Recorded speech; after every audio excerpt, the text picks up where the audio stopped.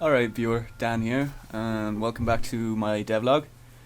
In this episode, or this short video, we'll go through how I managed to get the tile generation, room generation going, and how I plan to go on from this. So to get the ball rolling, I did a bit of research. I looked up on YouTube how to do exactly what I was looking for, as you would, and I came across this guy, DLPS Dev, absolute hero. I took his idea, I brought it over to my project, and I sort of implemented it there. I recommend checking out his channel. So I just left a comment asking him could I use his project, how he made it, and he said yeah, that's good, no problem. So moving on from that.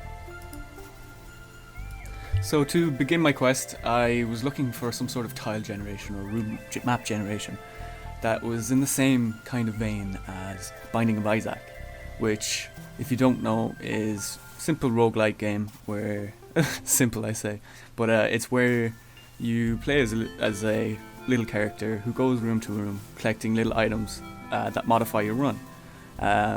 You fight against enemies and a boss at the end of each floor.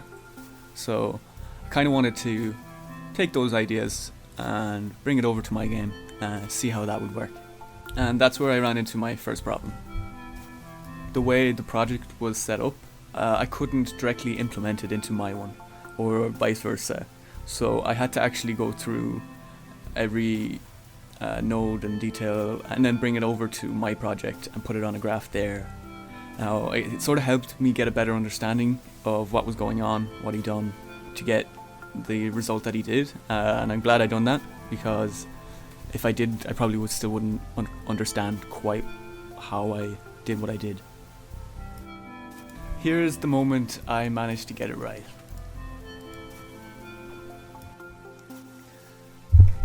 Woo, baby!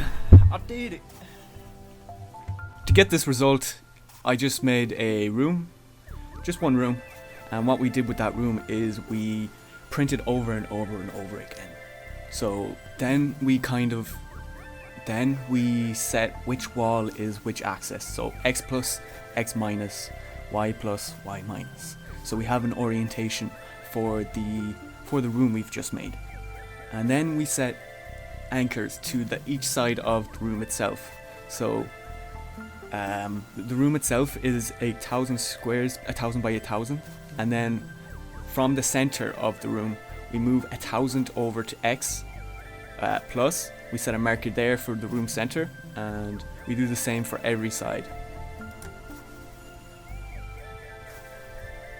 Then we pick a side and print the room, and pick a side and print the room, and pick a side and print the room, and it can be in any direction, left, right, forward and back.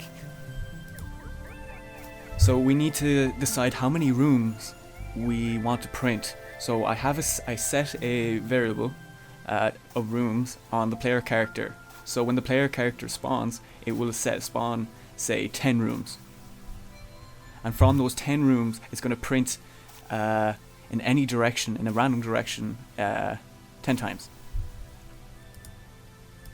And then from there, you can kind of set the first room as the spawn room, the last room as the end room, and we can make certain conditions for those rooms themselves. Now you've got yourself some rooms, but how do you go from room to room? There's a wall, you know? So how did I get rid of the walls in between? So you need some sort of line trace that goes between each room from the center of the room to the next room, and if there's something in between that line trace, we need to remove the wall, right? So that's what I did. I set up some line traces connecting each room to room, and if there is a wall in between adjacent rooms, we get rid of them. And that leads to where we are now.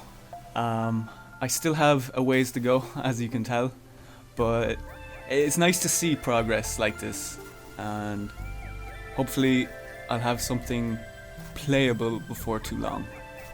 there's no textures right now, so I'm going to add some textures. I want them to be somewhat random, so I'm going to come up with some sort of variable that changes the floor to a different texture, perhaps, or something like that. I might do a bit of research in that regard.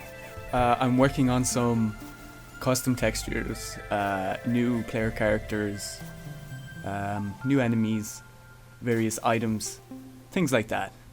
They do take some time coming up with pixel art and doing it all on your own, and you do want some quality, so you put some time into learning how to do that as well. As a solo dev, you kind of have to have your finger in many different pies, as they say. And that's all I really have. So I hope that was somewhat informative. If not, let me know down below. And yeah, I'll see you all in the next one.